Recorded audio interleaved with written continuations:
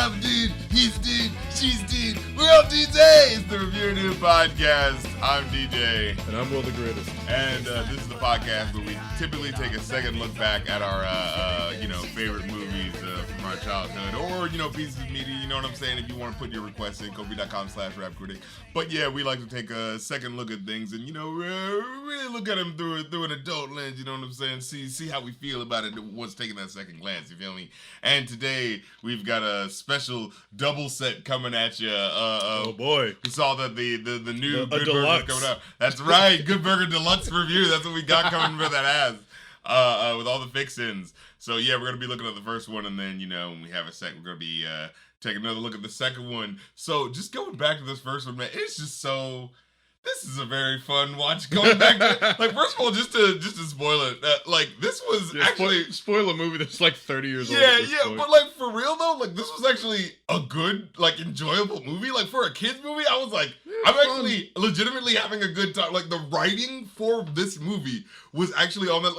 When you watch a lot of kids movies, it's like, okay, we gotta deal with this, and it still had kids movie writing, but it was top-notch level in the sense of I actually cared about the stakes of what was happening. I actually like seeing things unfold. There were some good comedic bits that I was really not expecting. I was like, okay, we got some this is what I wanted to say. Kenan and Kel, just off the bat, I was just having that moment of their chemistry is one thing that's never missed throughout their entire careers, and it's it's impressive. I watched a couple episodes just to be like, hey, was it I was really having, were these guys really all that? And I was having these guys were actually better than all that. For what kids shows were doing, they were hilarious. Their timing, like I said, the chemistry, all that type of shit. It just left me thinking wow, when you watch the typical kids show, it's a 2-camera sitcom and they're kind of doing cheesy jokes, their jokes were really hilarious. And it's funny when you go back to it, they actually had a lot of talent in the room, like black, all that was crazy talented for its time in the 90s, but especially with Kenan and Kel generally. Well, I was talking about specifically with Kenan and Kel with their show, because I think it was different writing, and it's one of those things where it's I don't know about you, but I feel this is the hierarchy. It was Kenan and Kel, then the Amanda Show, then all of that. It was you know what I'm saying? I'd have to go back and look at it as an adult, because I had them all that and Amanda Show are a lot more comparable because they're sketch shows, but Kenan and Kel is a sitcom, and that's what I was gonna say. It's them playing off each other. It is interesting that the general trope was Kenan would be the straight man, and Kel would be the hive, Pinky and the Brain. Yeah. One's got the plans and the other one's just the goofball along for the ride. But it worked for them. They have good comedic timing. They always have. They don't miss it. It's funny that it's infuriating watching this movie and be like, wait, this was it? This was the only movie that they didn't have the two heads are better than one. No, but think about it. Their careers, because Amanda Bynes' trajectory from her show was very different from Kenan and Kel's from there. Well, she had a couple movies. She had the What a Girl Wants, I think. Right? Yeah. She had that, and she had Big Fat Liar and stuff like that. But you didn't see a lot of Kenan and Kel separately. After Good Burger in their show. Well, it was Kel, I think he was dealing with something where he had maybe that was it. I think he had a bipolar or something like that, and it was not great for him, or on sets or something to that effect. Which is one of those things God damn, man, why does it gotta be the good ones? But even Kel himself, I'd see him in bits and play, and he did circle back around to Nick. He was in the Mystery Men. That was the big movie. He was in Mystery Men? Yeah, because he was the Kel. Yeah, he was the Invisible Boy. Yeah. I remember because it was that scene where he's where his dad is just watching TV, not paying attention to him, and he's like, "Hey, Dad, I'm going upstairs with 3 strangers." And it's one of the I remember that movie being one of those the power is also the metaphor for how he's a sad kid and his parents don't pay attention. Oh, I get it. And this movie also has those those beats 90s kid movie writing, but in a way where it's it actually kind of respects the material and how it's building it up in a fun way, and what I think is weird in the stakes for what Kenan, because Kenan's the heart of the movie. It's his story, and Kel's kind of the guy doing the silly the goofball, skits around it. I find it thinking about just Nick's history with sitcoms and sketch comedy and the big undeniable influence that Dan Schneider had over their history. Not talking so much about the controversy, but just merely the art and the talent behind it. It is weird that a lot of these a lot of his projects actually had pretty. Yes, there was the weird shit when you look back at it, but there are beats of good writing in there, and he knew how to pick talents like. Because like I said, we've all seen like it always felt to me like the cartoon shows on Nickelodeon were really good, and then the live shows they were a mixed bag. Yeah, they were really 50-50 yeah. because you'd have and all that, but then you'd have like like the Thundermans, I guess one of the new ones. I mean, you don't remember them, so it's like, you know what I mean? It's all like, oh yeah, remember when they did that one? Oh god, I'm trying to remember what it was called. It was like Paul and Paul or something like that. It was like one of those, because you don't remember the three brothers with the same name or something. Yeah, like that. Yeah. Yeah, it'd be something like that. But it's like Dan was consistently able to get hits. He could pull, jokes and talent out of a lot of young people, like younger talent. See, and that's especially the thing looking at this movie. There's that, like, like I said, when it's a kid's thing, you kind of go like, okay, I know this isn't going to be hitting at that high level. But the way they get certain jokes off is kind of like, ooh, there was a comedy writer in here. This wasn't just, let's do some silly jokes. Let's just cash our checks and make a movie. Who did write this? Who wrote this? Dan Schneider, Kevin Coppola, and Heath Seifert. Now, it was there were writers for Kenan and Kel and all that, so that explains why the writing's not bad. So they kept the same guys, but now there were like one or two moments where it's like there's like 3 curse word moments in this movie. Yeah, and when you're literally like, whoa, yeah, and it's there for the purpose of having that moment of what. Although I think that's hilarious now because like I don't think Nickelodeon would ever do like a movie with cursing in it, right? No, there's like not even Rango had that, you know what I mean? Like I remember they had like that British movie. It was like Angus Thongs and Perfect Snogging was like the first PG-13 Nick movie, because it was like making out, and they said like hell and damn. Every other movie I can think of was like, well, remember that Snow Day movie that was like the first, yes, and Harriet the Spy. Those were kind of like their, it's like they dipping toes into the film landscape for the more live action projects. But I will say this is like the best of them. As I go back to it, like the material is the best. Like there's just so many good moments. Like there was one moment that I just like. It's bright, it's well produced, it's succinct. Yeah, doesn't overstay its welcome like some movies. Yeah, the humor, like like I said, there's 1 or 2 moments. I think the curse moments are honestly the moments where the jokes are like there's one. I was trying to think. The bits with Abe Vigoda always kind of feel like well, you gotta say ass because he's an older man, so we gotta let him say ass. He can't just say back. But it was like one of those like, that bit could have worked if he just said I broke my back. You know what I mean? It was one of those things where it's like, well, it's the movie, we gotta give him ass. Speaking of the cast too, is like the fact that just like Abe Pagoda is there. There's like, get a bit of a role, like Like the fact that like that was my introduction to him, I'm almost certain as a kid. Yeah, for sure. Was just like, it was like, or George Clinton for God's sake shows up later. Yeah, it's like oh, angry old man's like, oh, he's just a curmudgeon, such a stick in the mud. It's like, oh, he's like this veteran tier actor. Dude from like Godfather. It's like somebody from freaking Godfather is in Good Burger. It's like, how big was the check, Abe? Right. I mean, I was also thinking, it's like, yeah, how good? Because they, like I said, they got a couple people in here. I remember they weren't wait really. Wait a minute, that wasn't just nobody. They weren't really like phoning it in either. Yeah, Carmen Electra shows up at one point. I was like, okay. That's right. Because the date with Kel. Yeah. I remember being a kid. It like the whole joke is like, Kel, she's the hot girl. Yeah, you don't understand. She wants to fuck you. Of all things that would age, thinking that Kel would have a longer career than Carmen Electra. And it's also funny, I remember even as a kid being like, she's too old for this guy, right? Like, she looks she has to be at least in her late 20s at the earliest, and he's at least in like 16. Yeah, it's like 16, 17. So I remember as a kid being like, "There's what type of a blank check situation's going on here?" That's weird, but I'm gonna roll with it because she's attractive. That's what like 10 or 8-year-old me is like. Of course. Of just like, oh man, this is the fantasy. Oh, come on, bro. Yeah, what are you doing? Yeah. Don't you see it? I wouldn't fumble that bad. And I see what's happening here. Yeah. Now being in my 20s is like, oh god, like girl at the burger joint. Yeah, what? Trying to like she just takes this job on. She's a hired woman willing to like sell sex to get this guy's sauce. Like selling sex to a child. So let's get into the plot of this movie because I think it's really interesting, and someone actually had a bit of a fan theory I wanted to get into it in the end because I think it's interesting. Oh, that's what I wanted to get to really quick. Just the funny thing that I had just realized, having that realization, was like, wow, I have laughed more at Kenan and Kel in the very few movies that they've been. They have more laughs per ratio than I have ever gotten out of Sinbad. Damn. Like I just had that moment. I was like, wow. Like He wasn't this. Like, cause he's in this movie. He's another. Hey, we got Sinbad, Yeah. but it's one of those. Sinbad. You know, it's like. I I remember the one Sinbad movie I liked it, and the one I remember he did was Jingle All the Way, right? Okay, 2. That I feel like that's the his one with the one president's that he kid. really get. Yeah, the first kid.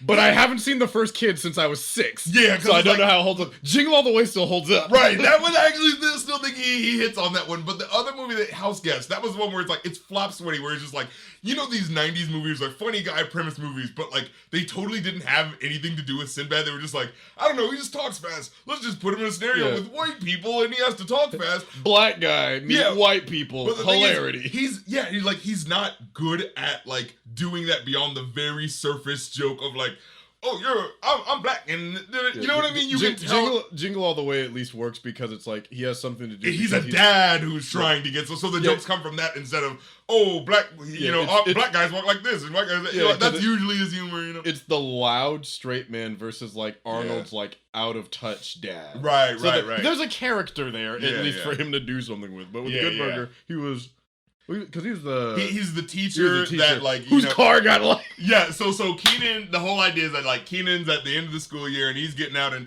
oh my god, Sinbad's clothes are playing more of a character than Sinbad himself. 90s loudness. But it's like it's like a 90s mixed with 70s guy trying to take it back. You know what I'm saying? In the worst way. And what's so funny is that like Keenan kind of like jokes on his clothes, but it's funny like looking 90s like back at the 90s clothes and how like loud and like their loud clothes and were. baggy. Like, man, y'all look silly too. Like, you know, the super baggy. Omarion wasn't it with him too as well? He was. You know what I'm saying? I was like, again, it's like just random people. Because he was like, Omar, wasn't he like one of the bullies? He was the friend. No, he was friend. the friend that was like, oh snap, you guys, like, because Keenan's mom is out of town. Mm-hmm. So the idea is that like, oh, I'm going to be taking her car. I'm going to enjoy my summer. I'm going to be able to do whatever I want to do. So the idea is like, oh wow, he's going to be living every kid's dream. Yeah. But then as soon as he like gets out onto the road, he peels out.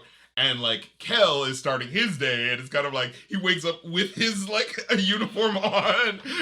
He has one of those Good morning. Yeah, we're like taking a shower with clothes and hat still on. You know what I mean? So he goes out as one does, the SpongeBob morning routine. Exactly. So he goes out on his roller skates. He's causing havoc like everywhere he goes. You know, messing with these kids. Like he's like goes all the way through these kids on a like jump rope thing. It's like, dude, if you've been on skates, how do you not have any control?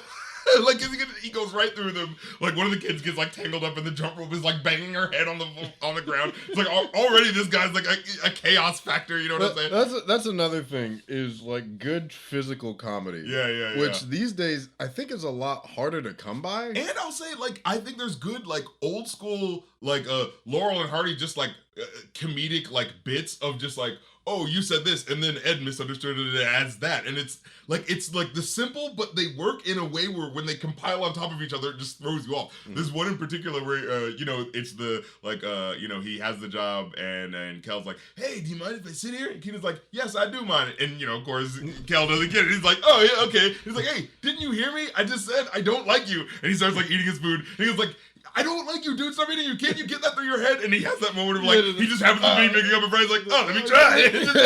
And it just caught me off guard just in the moment of being like the compiling of the, no, you don't understand it. Wait, what? It's a barrage of just the one after the other of him just not getting what's happening. Like you're almost impressed by and the way he delivers it was like it's so genuine and how he's like, oh, he legitimately doesn't look like he gets what's happening. Yeah, the hamster on that wheel has been dead for a long time.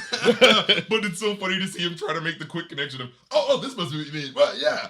Like the one or two bits, like every statement is ends in a period. It's like, exactly, and that's it, and that's the next thought. Yeah, there's no two levels on how there's very concrete thinking with Ed.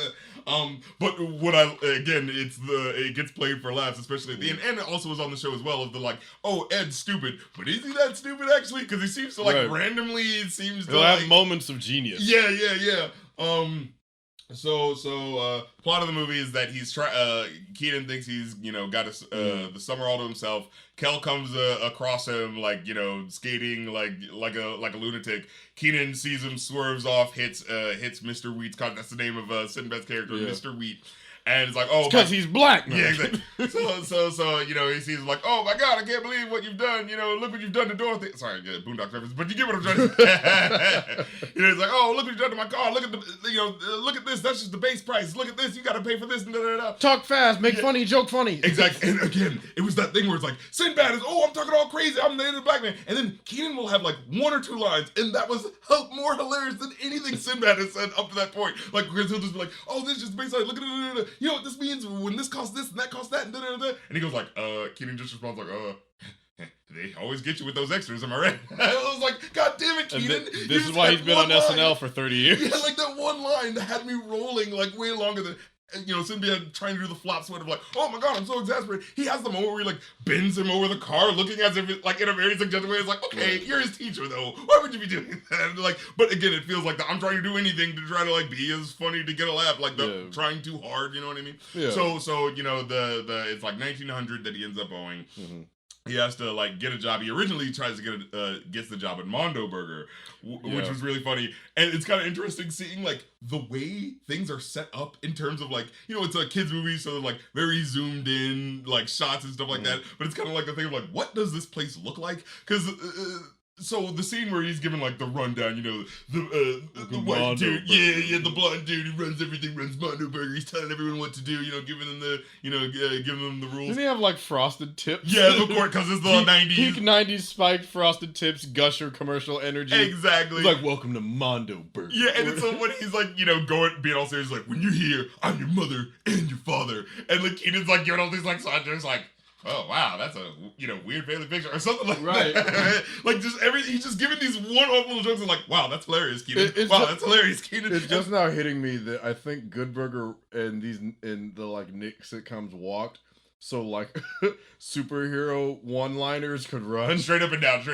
yeah. To the point where it's like, you know, have the really overly serious character. It's like, got a lot of this guy, huh? Yeah, because it's like, boy, this guy sure is. It must be the bee's knees. Yeah, he must be the life really, of the like layman comment, just like, boy, wowzers! Look at this. And all these Avengers movies where they have to have like, whoa, really big stakes, but look at the audience. We're aware this is silly. Like, you know, looks in the camera.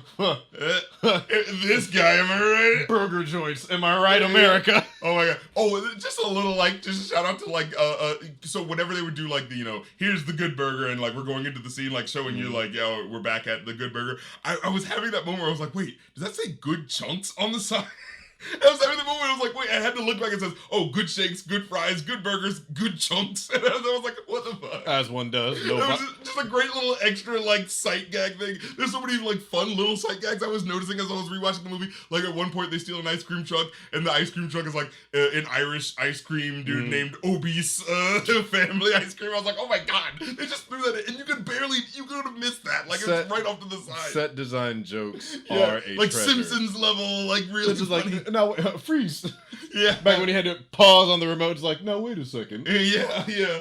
Oh my god. So the basic plot of this movie, right? Yeah.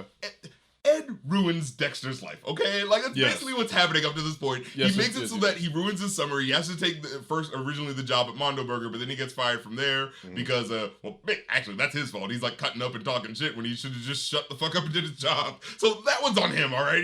When he lost that job, all right? Because it was literally like, you know, it was like the freaking, what's the name of that movie? Full Metal Jacket, you know, situation where the guy's like, oh, I'm the hard ass, and it's like, this guy, am I right? You know, and so it's like, whoa, who does this guy think he is? I'm gonna put you in the grinder. He says that shit, right? And you know, he takes him out, you know, and so he originally he goes to Good Burger to kind of be like, oh, let me just get something to eat. You know, I'm screwed over. And Kel comes over to him to like, oh yeah, you screwed over. Let me offer you the job. And I think it's genuinely funny where it's like Kel's being a good guy. It's like, oh, you're going on hard times. Let me help you out. Not realizing that he's the reason why he's like in all this turmoil in the first place. This guy's really going through it. Yeah. Didn't Mondo Burger also have like those loud, plasticky, leathery, them Janet Jackson in '96 outfits, where it's like every laminated, because there's two layers to it. Yeah, there's one of those outfits that like never looks good on you, regardless of your body type.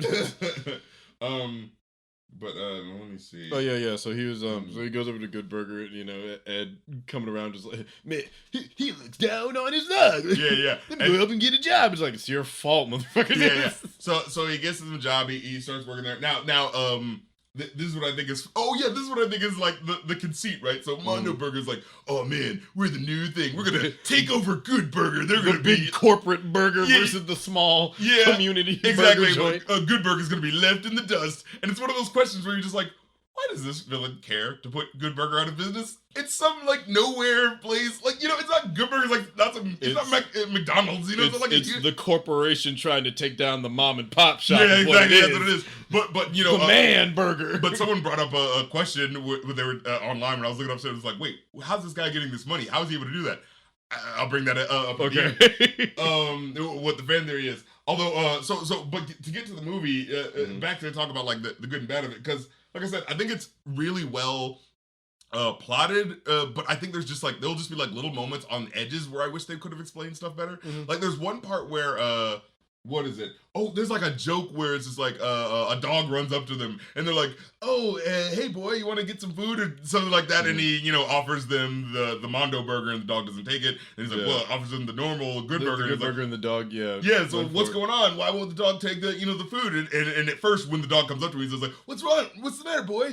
Are there 4 clowns caught in a clown car and you're trying to like signal for help?" And he's like, "What? That's not what he's saying, idiot! Like he's probably just hungry." And he gives him the food, and they see the whole thing with the Mondo Burger situation. They're like, oh, let's try to figure it out. And then they run to try to figure it out. Factory and in that next scene, you see like the clown car and like it's all like messed up and the clowns are outside. It's like, where the heck is that goddamn dog? It's one of those things where I wish they could have at least had right. It's funny when as soon as you have that moment of, oh, that's what happened there. And it's like, I wish they could have had the connecting material of like them running past them. So it's actually like, you see the moment. Because it felt so disconnected where it's like, did they just shoot that on a different day or something like that? You know what I mean? Yeah, it's like one reshoot to fully close the joke. It's still a good joke. Yeah. But it goes from being connected to the story to a literal cutaway gag. It's still funny. Yeah.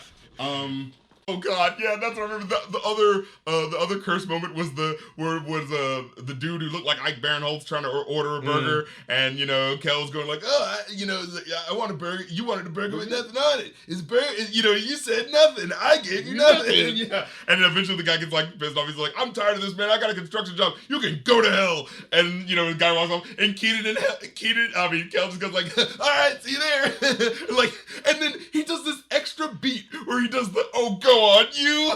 Like, and then just added to the laughter, just the moment of so oblivious, like, see you in hell, like, all right, you did what you character, like, that just the like, extra intuition that I know that wasn't scripted, he added that little, it's just wow. The characterization and the naivete versus, like, the genuine maliciousness. Yeah.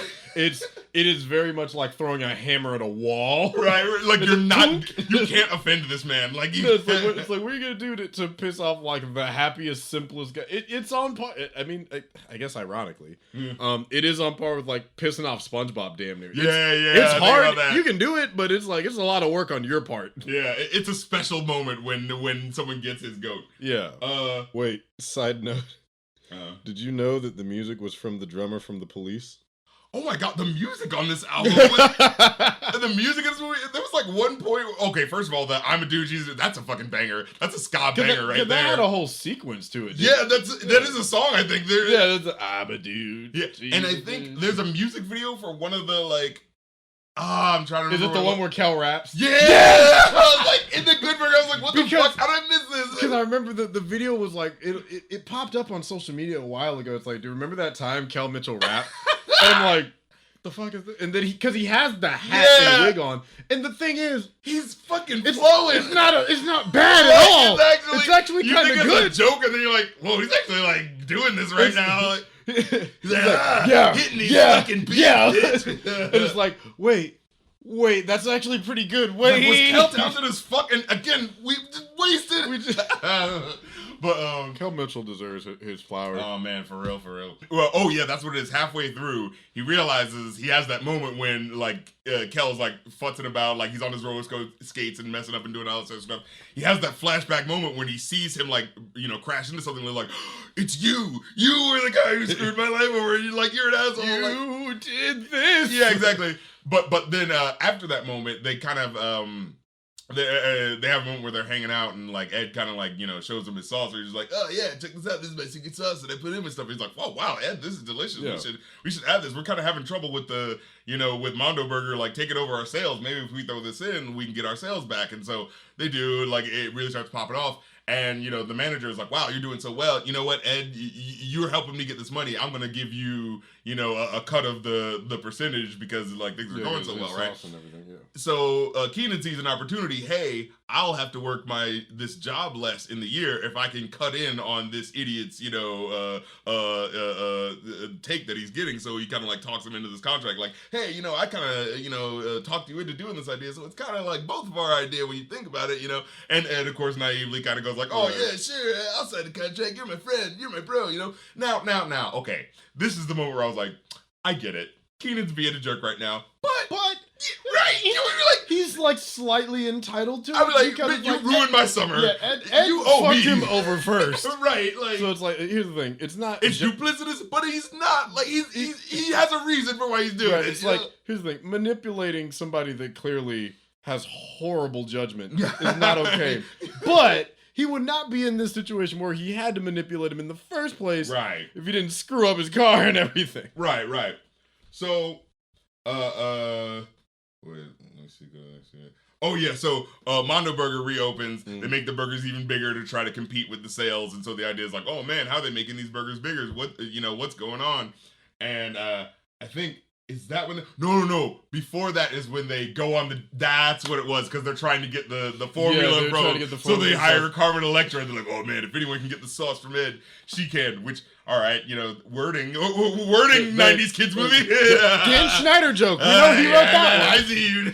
We need to get that secret sauce from that boy.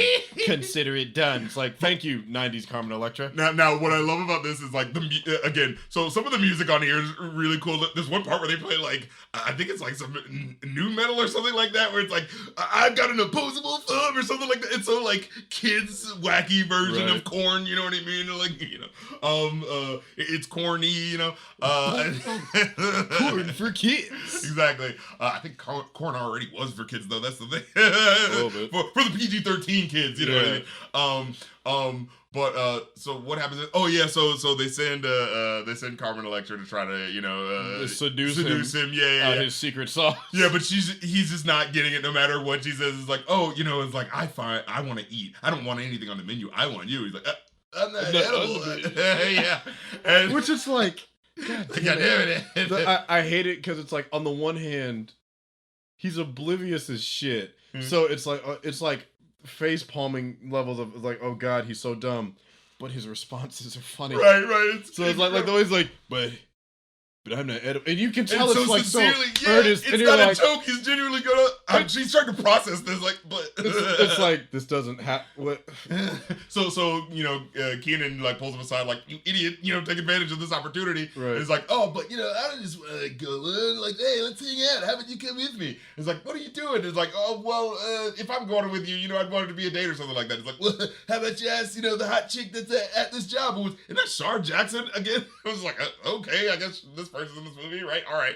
That's a lot of the cast of the movie, just like, oh, you're here. Yeah. Okay. Now, I didn't like how they characterized her, where it's like, at first she's like, oh, of course she's giving him guff, because it's like, who's this guy? He's just trying to hit on me, he doesn't care. But then when she changes her mind, she's like, oh, okay, I'll go out with you. And it's like, huh? What? Why did she change her mind? And then it's only until later in the date where he's like kind of walking her home and it's like, hey, what made you change your mind? It's like, oh, you've been really nice to Kel, so I figure anyone who's nice to him, you know what I'm saying? If someone's nice to him, I figure, they're a good guy. And it's one of those like, oh, Keenan, you bastard, you made him sign that, deal.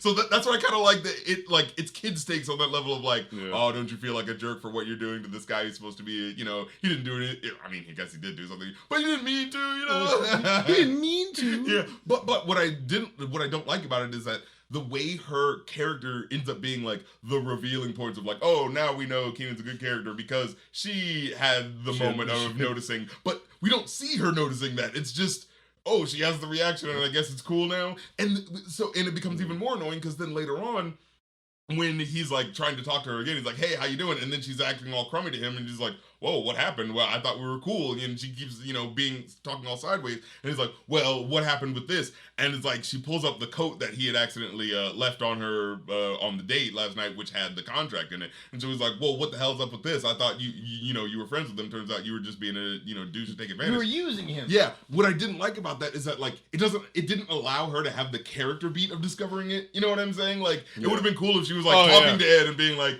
oh, wow, yeah, he actually is pretty cool. And then sticks her hands in the vagina. Yeah. Gasp. Yeah, I didn't like. Oh no! And that was another moment of it felt like, oh, they just like didn't try to connect it in a way to make her a real character experience. Either that or it was connected and maybe got just wound up on the chopping block and they're just kind of like, we're gonna try to keep this under 100. Yeah. As well they did. Yeah.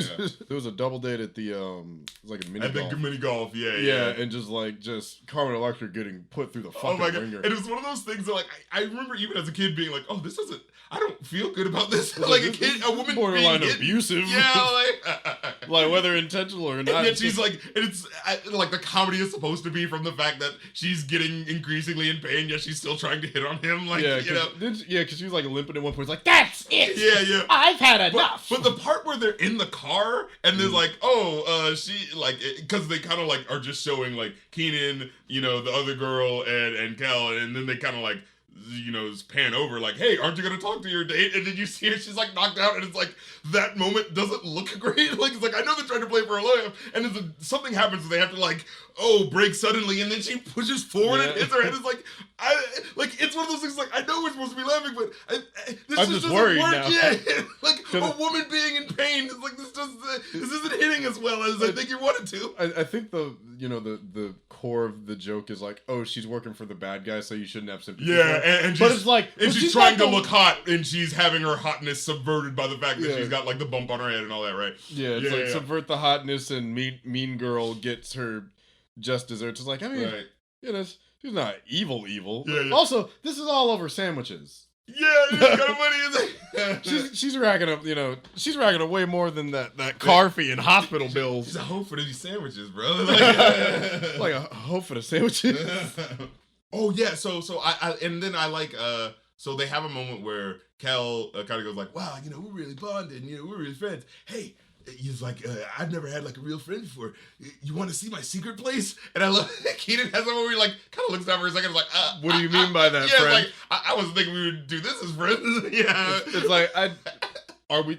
I don't think we're that close. Yeah, exactly. Whatever you're about to show me, please don't. Yeah, but then you go, that was the thing I was saying about earlier.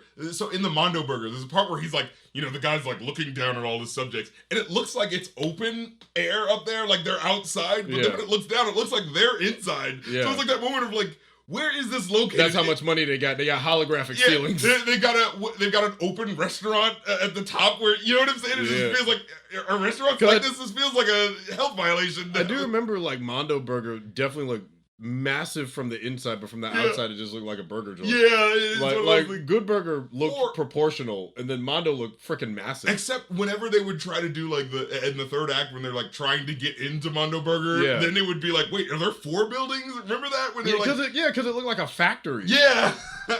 Because they had like it was like an assembly line for the burgers, like at the yeah, of course. It's just like it's a burger joint. And the idea is that they put like a drop into each one of these things, and that's what makes them bigger.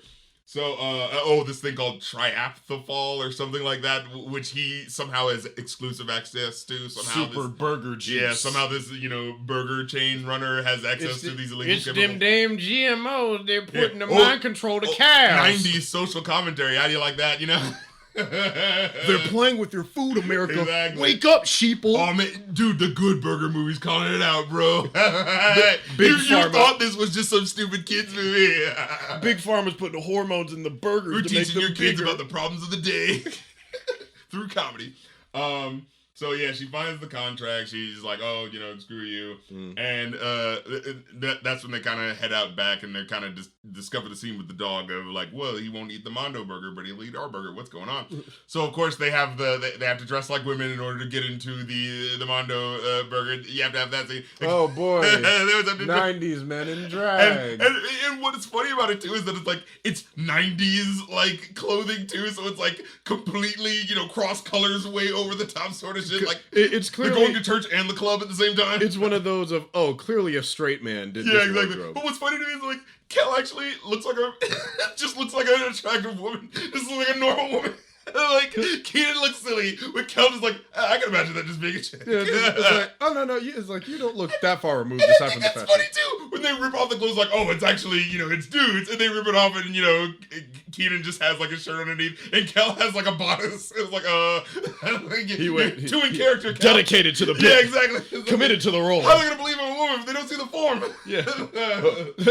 God forbid something happened and we have to strip naked. Exactly. I'm ready. Look, he's dedicated to the cause. Yeah, just like- For good burger. For the goodness of the burger. For the good of good burger. For the glory of God. Right. So they catch him and they're like, oh, I know what we're gonna do. We're gonna send these loonies to the loony bin.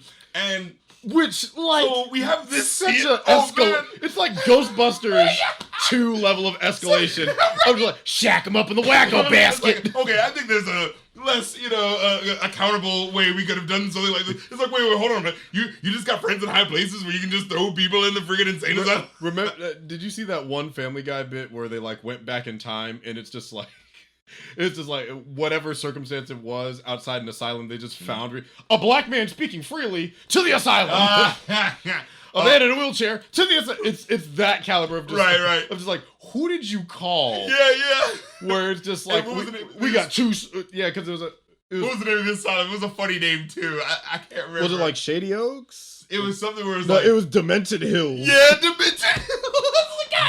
Which like And okay, so here's the thing. It's like, as a kid, watching a bunch of adults doing silly stuff, oh, they're, being crazy. As a kid, oh, someone being crazy. You don't Right. think about it. But it's like, as an adult, watching like a bunch of adults being like, oh, eating cards, it's like, oh, this isn't funny. This is, oh no, very I'm not having fun here. Like, these people need help. But like, and the movie clearly wants me to laugh at, oh, look at these ridiculous people, right? it also just occurred to me. I think this is where I first heard this because it was Me, Myself, and I. Mm-hmm. I think this So- is the first place I heard this song. The was during the sample. dance Yeah, sequence. hell yeah. Oh, that was what I wanted to talk about. So there are great music choices, but there's also Yeah. the censorship of the music is really funny. I wanted to point that out. So when the hot chick comes in, her name is Roxanne, and the song that they play is literally Roxanne by the Police. Yeah. But it's a different version where it's like this guy going, "Oh, Roxanne, you don't have to put on that dress tonight." And I love how they change the words, but there's no cursing in the words. It's just the suggestiveness because it's like, "Oh, Roxanne, you don't have to put on the dress tonight. Walk the streets for money. You don't care if it's wrong or not." They changed out the "walk the streets for money." And I wanted Because to. kids are gonna be like, what? What does that song mean, Yeah, Mom? exactly. Why is she putting on a red light? Why is she walking the streets? Why was she? What Doesn't money? she have a car?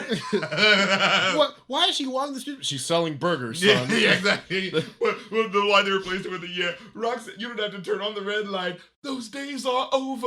You don't have to. I was like, oh wow. It's Those like, days you know, are and when you're an over. adult, you have that moment of that's not what the lyrics. is."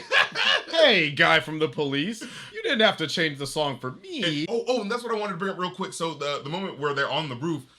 So Kel is I'd say, well, actually, I honestly, growing up, I always thought Kel was the funnier of the two. But going back, I'm like, they're actually pretty evenly matched. Kel's just doing like the more wacky stuff, but Keenan has good like. The type of comedy is different. Yeah, Kel is the physical comedy as well as kind of doing like bits, but Yeah. Keenan is sharp with the. He's witty. Yeah. Keenan is more of a witty comedy. Kel is a lot more physical and like with his body. Yeah, not yeah. so much like doing slapstick type jokes. Yeah. But it's like his How di- his body is reacting, like the goofiness with which Yeah. he is engaging with what's yeah, it's happening. it's kind of like Goofy talking to just like any other character. Yeah. And it's just like his stage presence. His mannerisms. Yeah, his mannerisms are funny. So I actually really like Keenan having a bit of an emotional moment when they go up to the roof and they're kind of like talking to each other. Kel's talking about his life. He's like, I go up here when I think, and he's like, oh, I didn't take you for much of a thinker. He's like, I Right. think about things all the time, like dogs, burgers, you know, and it's like, oh, okay. It's sort of like, oh, I was thinking you were on this level, but never mind. It's like You know? we were getting somewhere. Yeah, and he's like, you don't have any real problems, do you? And it's just like, oh, well, you know, I can't remember what he said at one point, but he was just kind of like, oh, you know, what are your problems? What do you have? He's like, well, other than, you know, the recent stuff, you know, and he starts talking about how, like, oh, yeah, you know, my dad left me when I was really young, and, you know, That's I right. kind of had a, you know, felt like we had a real emotional moment when he got me a yo-yo one time, and it just felt like it was really special, and, you know, after a while, you know, but it's like, the way they played the moment was so real, like, it didn't It was feel like they playing it straight. over-smalshed it, they really played it like, I'm a friend talking to my friend, and I'm not trying to get too emotional about it, but I'm realizing that it did kind of mean something to me, like, the way they played it was so on that level, where it was like, it wasn't overly played, it wasn't Again, underplayed, where it felt like it was nothing. Something but- completely not asked for in the Good Burger movie, and Yeah. yet just having like a weirdly tender moment between them two. Yeah, like a friend connecting with another friend over something, and it's Yeah, like, oh shit, this is Which okay. I guess part of where it comes from is like Kel's character Ed is like so simple.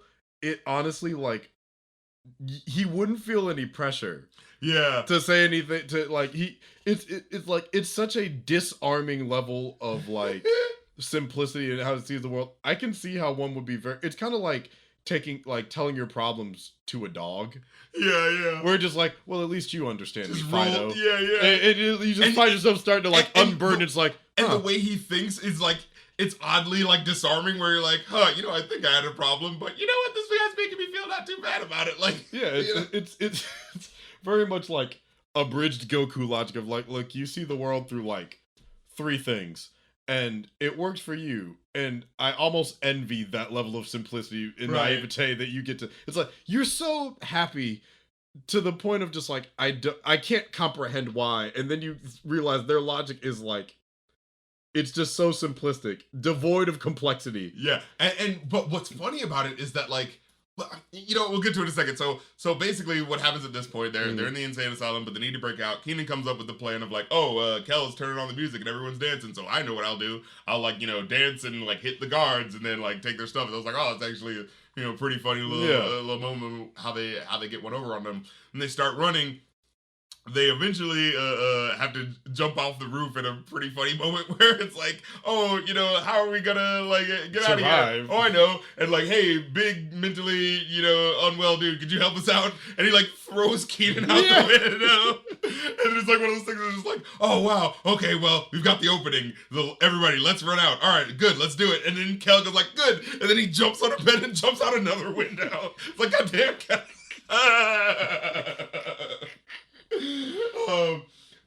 And then so they hijack the ice cream truck. They're you know, running for your life. Somehow it goes from like I can swear it was night at one point, but Yeah, it was like day in the asylum, and then it was like night before. it was night when they pick up Abe Vigoda, because it was like they go into the that's what it is. They the bad guys plan to poison the sauce because the company's still shark doing well. poison. Yeah. Sure. Yeah, specifically that bubbles like you know dry ice. Yeah. And so Abe Vigoda sees it, and so they throw him in as well. And I thought it was really funny. You have that moment where you see like the padded cell that they're in, and when you look down, you can see like the checkered floor, so you can tell that they probably just shot this in Good Burger as well. Right. Like, you know, but they just put up the padded Just a back room that they had. Yeah. It's like, save some budget. Yeah, and so they're you know, driving, trying to get back to the Good Burger to stop people from like eating the burger before it opens, because they know the sauce is poison. Yeah. And they're driving everywhere, causing all this chaos. And of course, there's a running gag with Sinbad where it's just like every time he tries to do something, he gets like screwed over. So there's one point where he tries to like put up one of his a mailbox that he had just painted, and he's like, he has the one actually good gag there where he's just like, oh yeah, this is gonna be on this old homie. I was like, all right, that was kind of funny, isn't it? And then like, you know, well the ice cream truck that Keenan and Kel are in, they come right up to it, and then they swerve it, and he's like, oh thank God. And then this car that's following them just runs it over. He's like, ah! So I was like, well, all right, you can't get Keenan for that get one. mad at them. Yeah. It wasn't them this time. Yeah.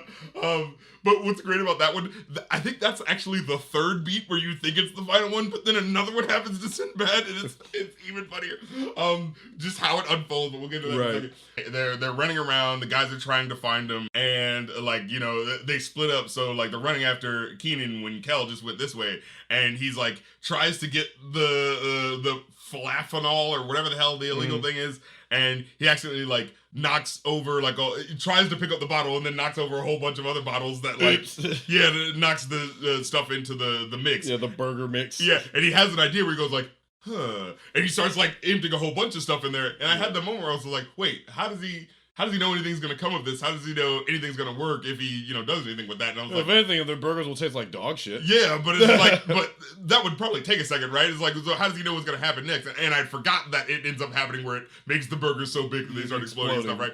So, but Ed actually has another plan behind his sleeve, because Keenan originally tells him, hey, get one of the bottles, we're gonna run tell the police, and then like they'll catch him, and then, you know what I'm saying, oh, these are illegal chemicals, they have them, boom. And so, but they're running away, they end up getting up to, I think it's like the roof of the building or something like that.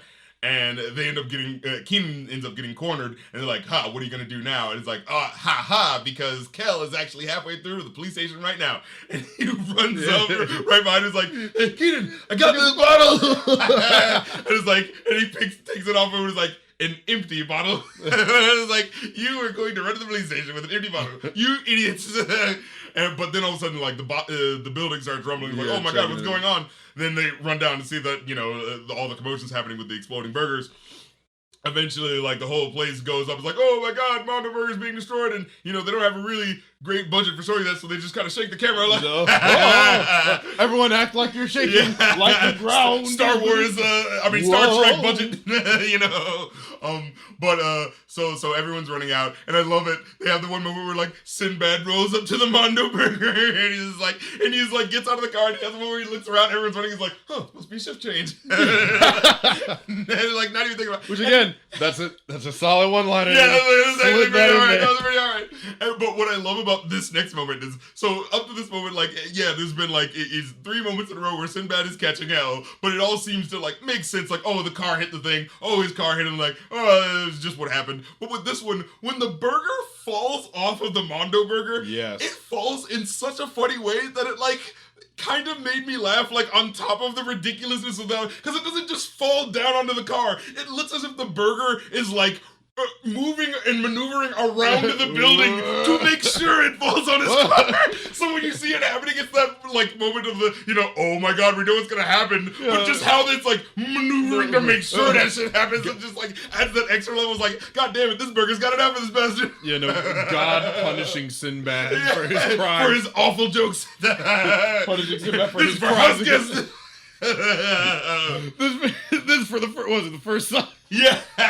This for made me believe that Kazam existed. Yeah, exactly. Or Shazam, that's what that was the not existent version. Yeah. This for being a bad movie that didn't exist. Yeah. Please, God, do not request Kazam. Oh, Lord. Please. Please, God, do not request him or me do Kazam.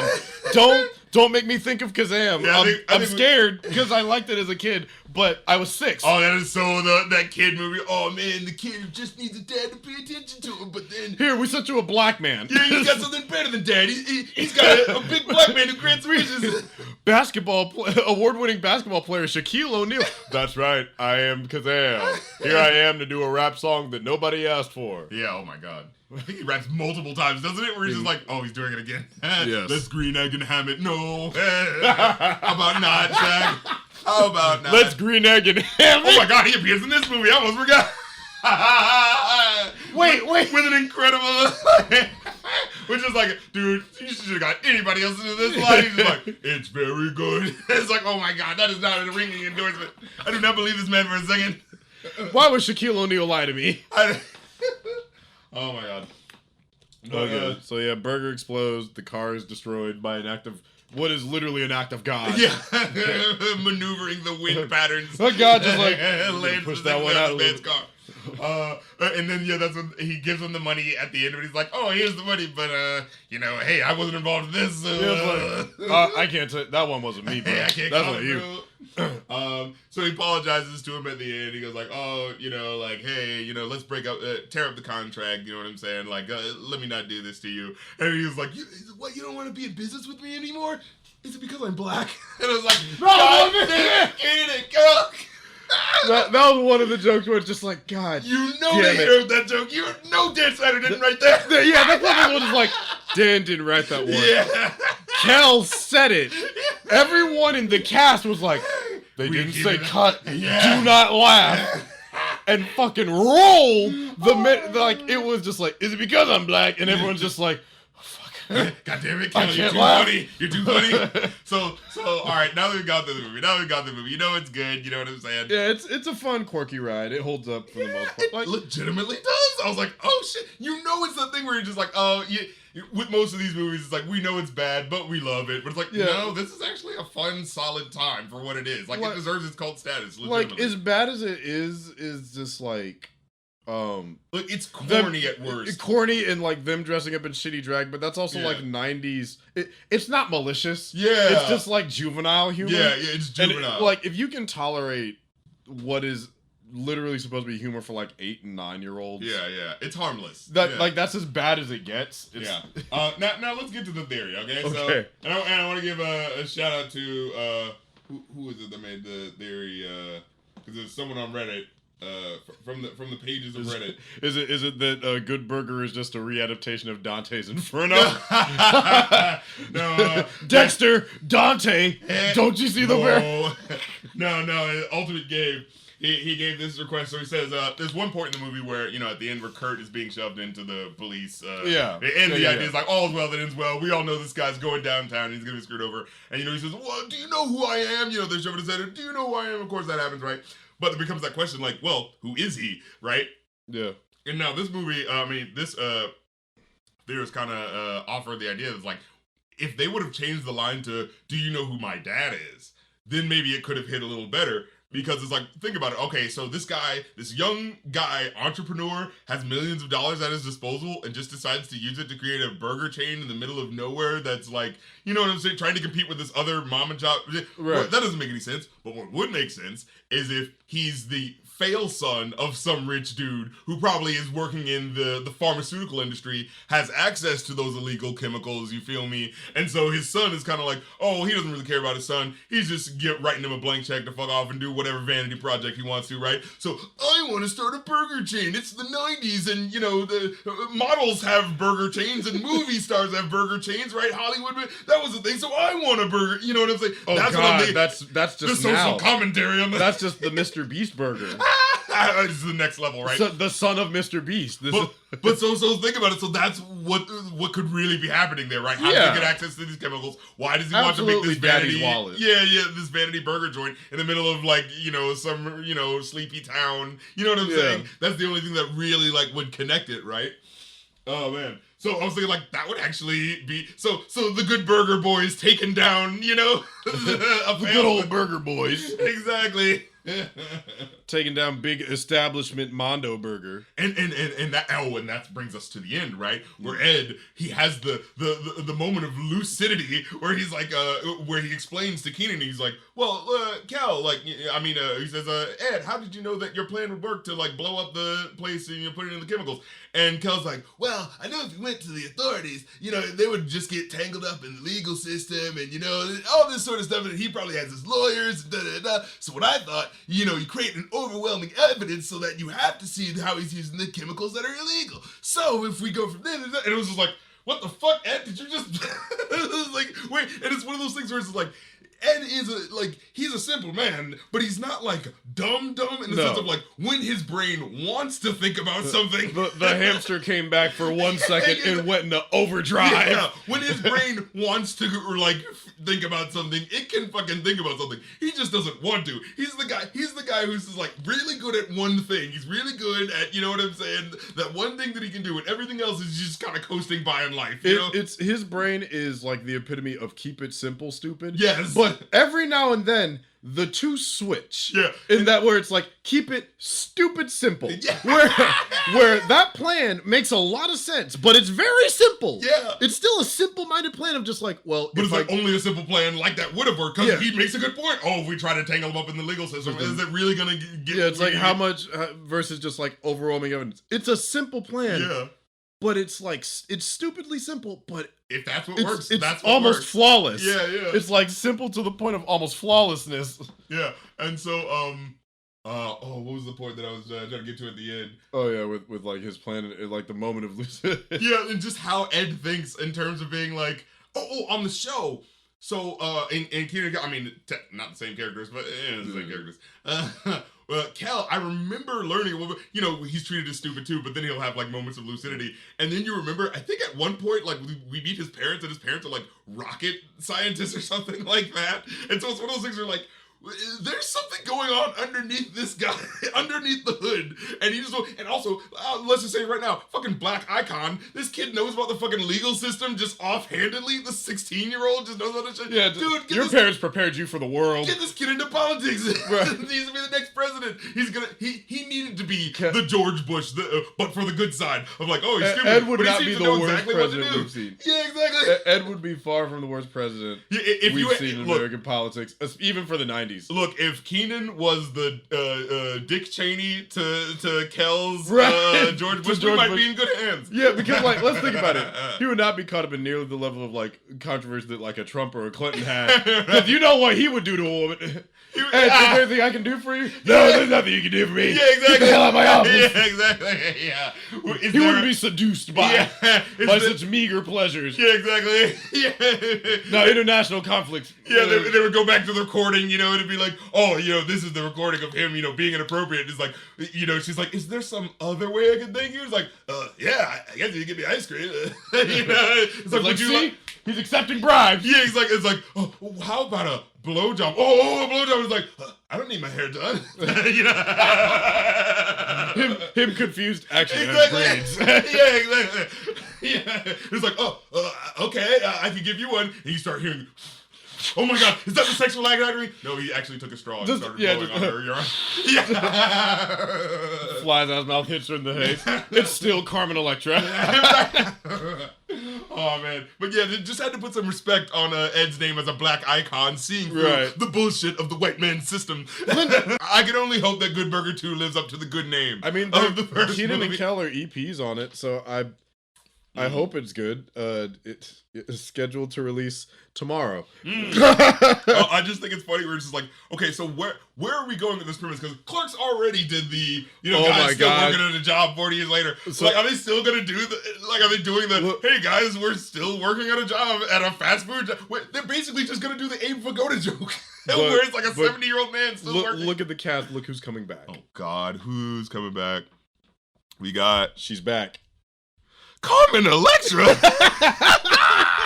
and Young Grave. Oh wow. Okay, we might actually have a little fun. But wait a minute. Rob Gronkowski, Kaiser. There's a lot of influence. Oh, it's gonna be an internet. Mark Cuban. Jesus Christ. Mark Cuban. Have you noticed he's just been in a lot of movies? Yeah, because he was in He's always. he was in House Party, wasn't he? Yes. He's always. 'cause. He's just the guy who's there, like, hey, look, I'm rich. Yeah, everyone That's hates Elon Musk now, so everyone like me. I'm the rich guy to like now. Like, I'm the one billionaire that's cool because I just show up in shit that Yeah, nobody expects. people like House don't Party. know the things that I've done publicly. Mark, and it's like it's black shit though. That's the weird thing. Yeah, Why are you in a House Party doing? reboot? Yeah, exactly. That's Why what are you I'm in trying Good to figure out. Burger too? What are you doing over here, bro? Are you trying to ingratiate yourself to the black community, nigga? Well, I see what you're trying to do. Yeah, it's just, yeah.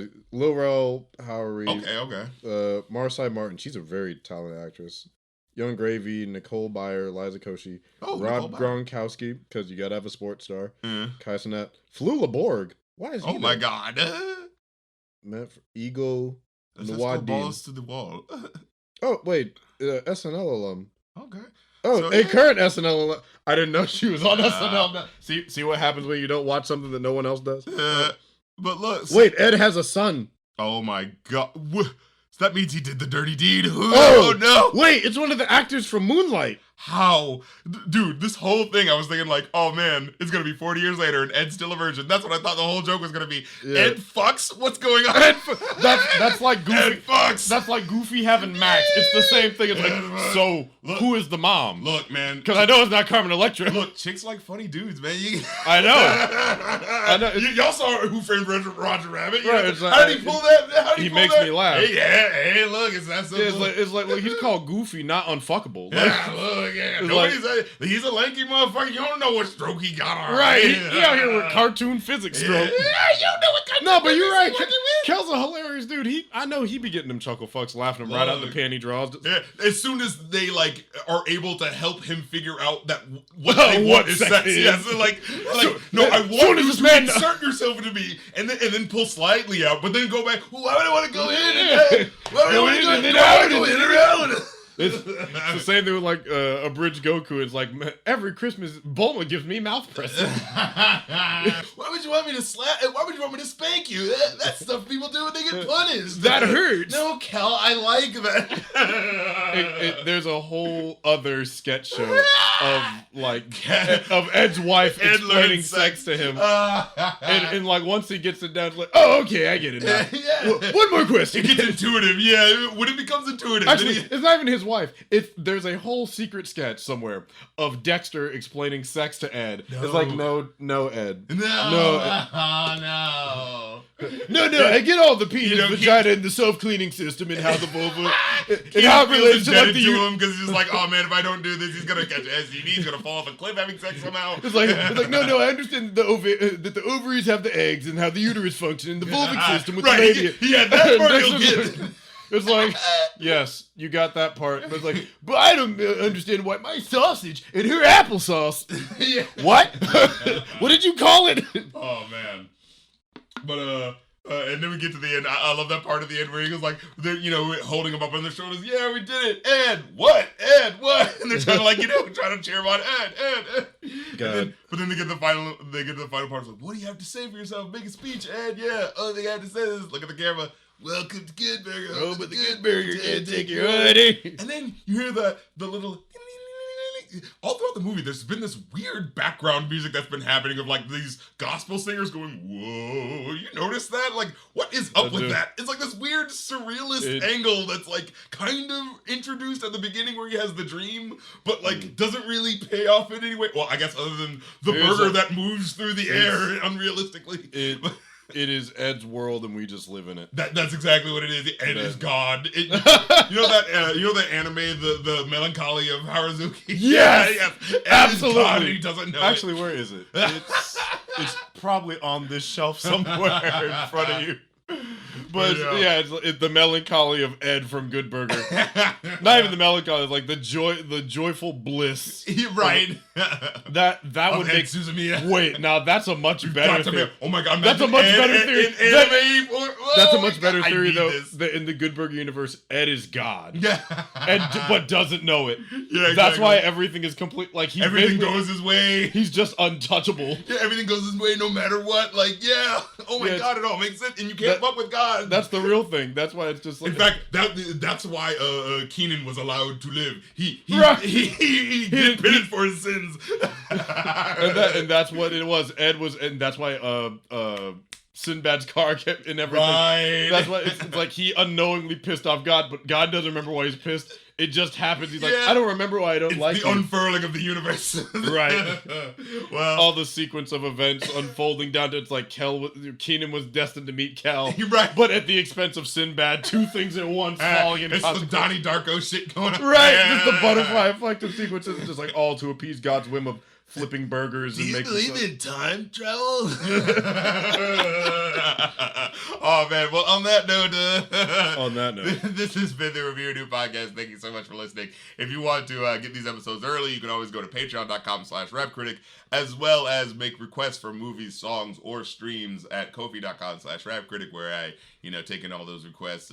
And we got the November thing going till the end of November, but I'm never quite sure when I edit these and when these are coming out. So I hope you got on it. So if you didn't, oh well. But you can still pay for stuff. You just had to pay for it at the normal price when it comes up. But anyway, I appreciate anyone, flinging some dollars my way. Like I said, get with it, act like you want it. The one-time donations on Ko-fi or the ongoing donations on Patreon, where you get, behind-the-scenes stuff as well, like music and joining the Discord, all that fun, sexy stuff. So get with it, act like you want it. And until next time, I'm DJ. And I'm Will the Greatest. And not just me, deep, she was totally deep. You did it with me. Shit, monkey!